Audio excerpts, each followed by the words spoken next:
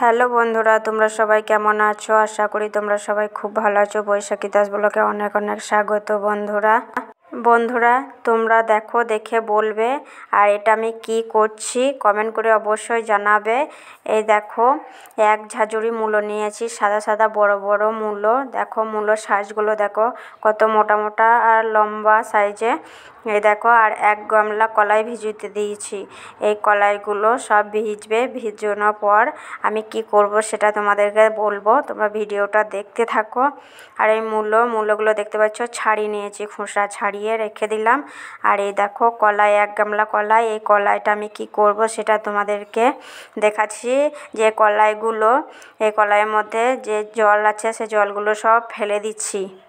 আর এই দেখো কলাইয়ের জলগুলোর মধ্যে যে খোসাগুলো ভাসবে সেইগুলো শুদ্ধ আমি একদম ওর সঙ্গে জলের সঙ্গে ফেলে দিচ্ছি। আর বারে বারে এইগুলো আকিলে আকিলে ধুতে হবে, না হলে যে কালো কালো খোসা সেগুলো থাকলে বড়ি দেবো, তো সেই জন্য বড়িগুলো কালো হবে খোসা যদি না ওঠানো হয়।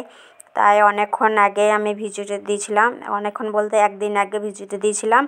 কাল ভিজিয়ে দিয়েছি, আর সকালে এই দেখো এগুলো ভালোভাবে ধুয়ে নিলাম কলাইটা। এবার মূলোগুলো এই দেখো ভালো করে ধুয়ে নিচ্ছি।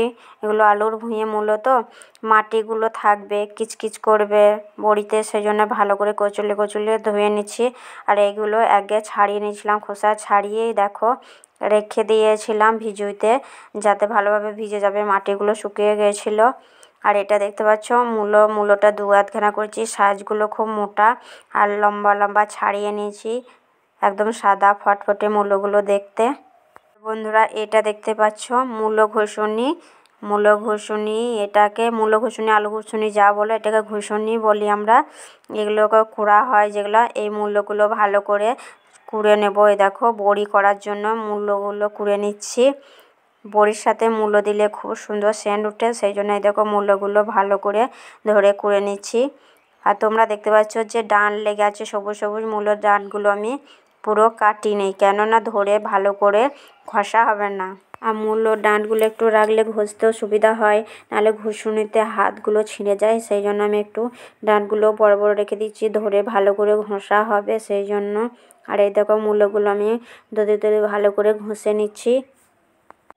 আর এই দেখো বন্ধুরা কতগুলো মূলো দেখো, একদম বড় জামবাটি, এক জামবাটি মূলো। এগুলো অনেকগুলো বড়ি, সেজন্য অনেক বড়িতে তো মূলো দিতে হবে। মূলো না দিলে তো দেখো বাড়বেও না, সেই জন্য মূলো দিচ্ছি। আর মূলো দিলে বেশ সেন্টটা খুব সুন্দর লাগে। আর বড়ি আমি ভীষণ পছন্দ করি, সব কিছুই আমি বড়ি দিয়ে বানাই। বড়ি খেতে আমরা সবাই ভালোবাসি বন্ধুরা।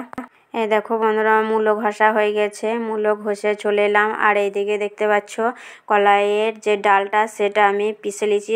কলাইয়ের ডালটা পেছানো দেখানে আমি মিক্সারে পিষেছি, অতগুলো ডাল শিলে পেষা হবে না, তাই মিক্সারে পিষেছি। আর এটা মূলো ঘষাতে মূলোটা ভালো করে একদম চেপে চেপে না নিংড়লে মূলোর যে জলটা আছে সেটা বের হবে না, তাই আমি চেপে চেপে ভালো করে নিংড়ে নিলাম। আর এইখানে দেখতে পাচ্ছ মূলো ঘষা আছে। আর এই দেখো এই ধারে এইটা আছে যে কলাই মিক্সারে পিষে নিয়েছি।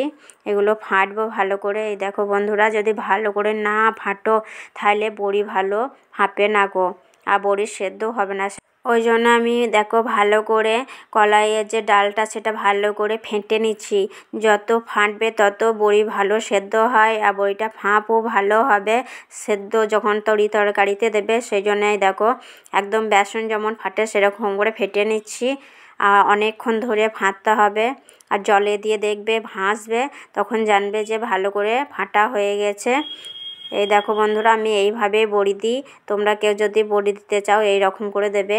এই দেখো মূলোটা আমি নিংড়িয়ে রসটা বাইর করে দিয়েছিলাম, মূলোর যে রসটা হয় ওটা নেব না। এই দেখো একদম শুকনো শুকনো করেছি, যে একবার নিংড়ে নিয়ে নিয়েছি পুরো। এবার এই মূলোগুলো দেবো, অল্প করে দিয়ে ভালো করে ফাটবো, নাহলে মূলোগুলো একদম দাঁড়িয়ে দাঁড়িয়ে হয়ে থাকবে, ভালো বড়ি হবে না, দেখতেও সুন্দর লাগবে না। বন্ধুরা আমি যেমন বড়ি খেতে ভালোবাসি সেরকম বড়ি দিতেও পছন্দ করি।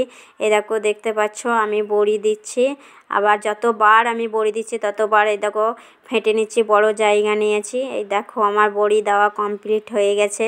বড়িগুলো দেখো কত সুন্দর লাগছে, আমি ছাদের মধ্যে বসে বসে বড়ি দিয়েছি।